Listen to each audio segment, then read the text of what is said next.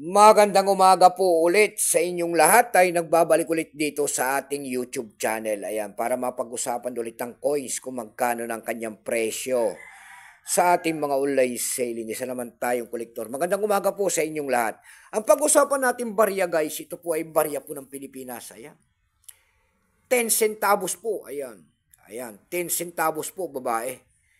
10 centavos po na babae. Ayan. Year 1944.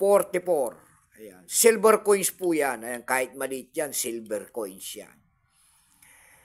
Ayan, tignan natin ang kanyang presyo kung magkano ng bintahan nito sa ating mga platform po, bintahan po ng coins pandaigdigan. Pero bago yan, tayo magpapasalamat muna sa lahat ng masugid na tagapagsubaybay dito sa ating YouTube channel.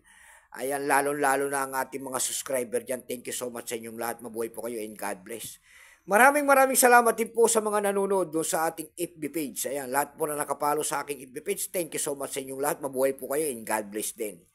Yun naman po, hindi pa po nakapag-subscribe dito sa ating munting channel. Anyayaan ko lang sana kahit malaking tulong na po ubagay ang inyong magagawa tulad ng pagpindot ng ating subscribe button, like and share para ma-update ko naman kayo sa mga bago ko pang ilalabas na video po about coins.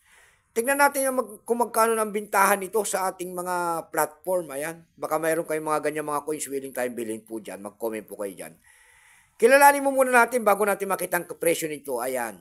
Issue po niyan ay Philippines po. Period po ay Commonwealth, 1935 hanggang 1967. Type niyan, Standard Circulation Coins Years. 1937 hanggang 1945. Value niyan, 10 centavos po. Currency piso, 1857 hanggang 1967. Composition niyan, kung ano materialis ang ginamit sa barya na yan, yan po ay silver. May bigat lamang itong 2 grams. May haba itong 17 mm. May kapal po naman itong 1.26 mm.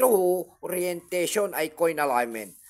Number N-4712. Reference number KM-181. Ito pong year 1944 na ito po ay 66%. Kung ilang piraso po ang ginawa sa barya na yan, ito po ay 31,592,000 piraso po.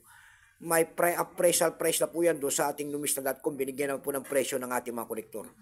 Yung kanyang extra pen po ay nagkakalaga ng 150 pesos. Yung kanyang almost uncirculated ay 170. Uncirculated po ay 230. Dako naman tayo sa kanyang price.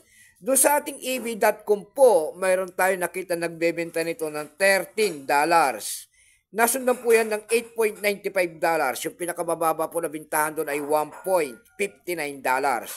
Dako naman tayo sa Carousel PH.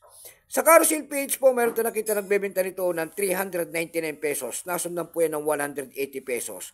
Yung pinakamababa po na bintahan doon ay 130 pesos na. Ayan lamang po ang aking may babaging kanyang presyo. Keep safe po sa inyong lahat. God bless.